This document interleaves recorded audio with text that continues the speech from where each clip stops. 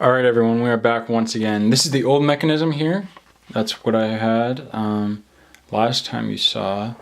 The same gearbox over there. The thing I ended up changing and deciding to completely redo last night was by moving this gearbox to this end of the function. What I figured out is that there's actually quite a lot of variance, because I have like 7 gears here. See the big one barely moving at the beginning right next to the worm gear, but this last one moving a bunch. So it would pull it up, and then as soon as it reached halfway, it would make a big jump. Sometimes the difference on this end would be about 2 studs, and it's only going back and forth 4 studs total, so that did not look good. Anyway, I did get the entire thing redone.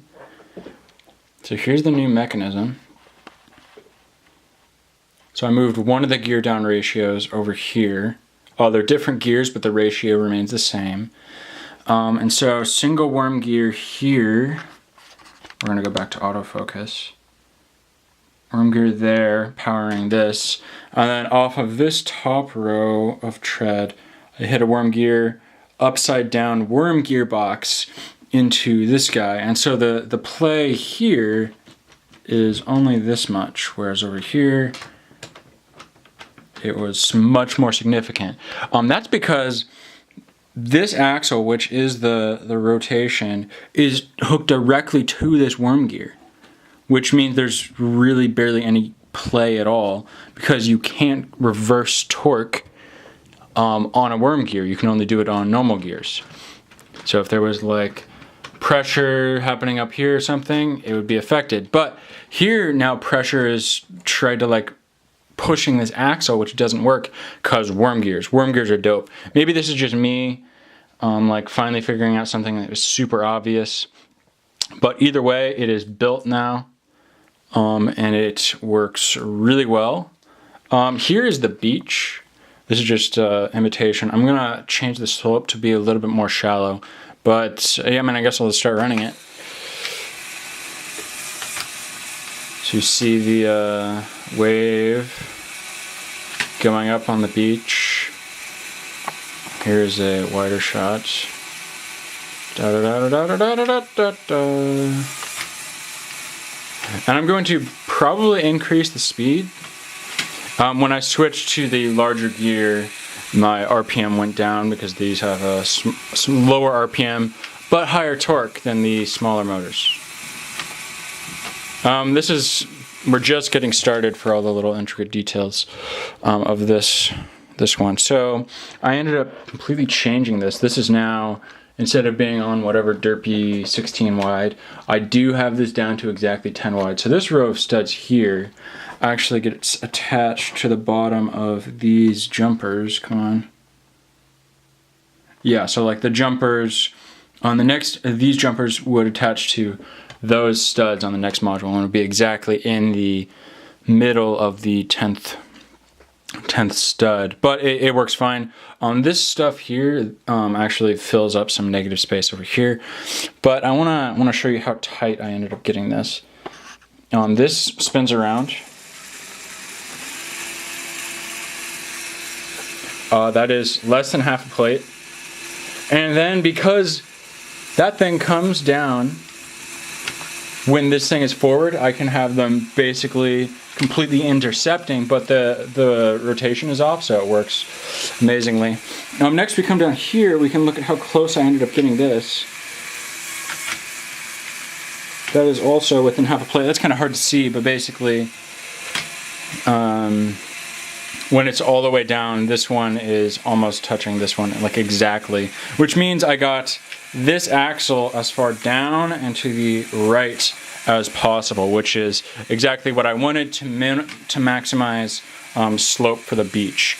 It means I can still decrease the slope of the beach a bit and hit just about right there, which is going to be cool. So this is just temporary beach. Eventually it's going to be dark tan and blah blah blah, but it's pretty well there. I'm going to start a timer now, and I might let you know in the description of the video, or just keep updating you in chat or something, how long this thing is going to run for. I'm going to stop it now.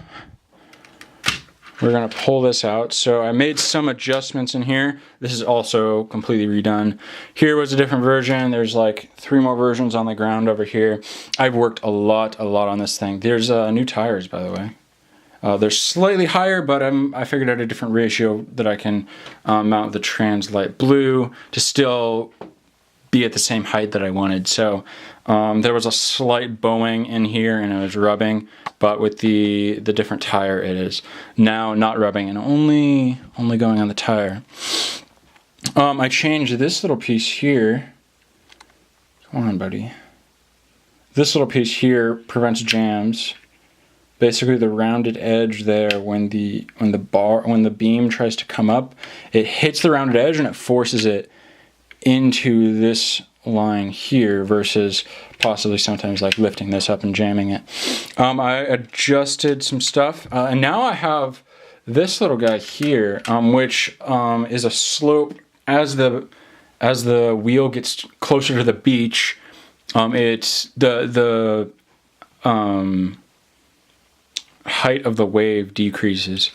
This is also pretty sturdy now. That took me a bit to come up with whatever it is. Here, I'll try to...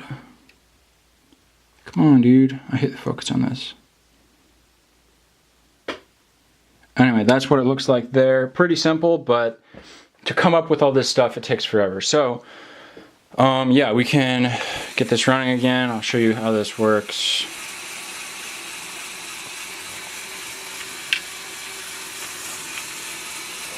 And then slowly goes down.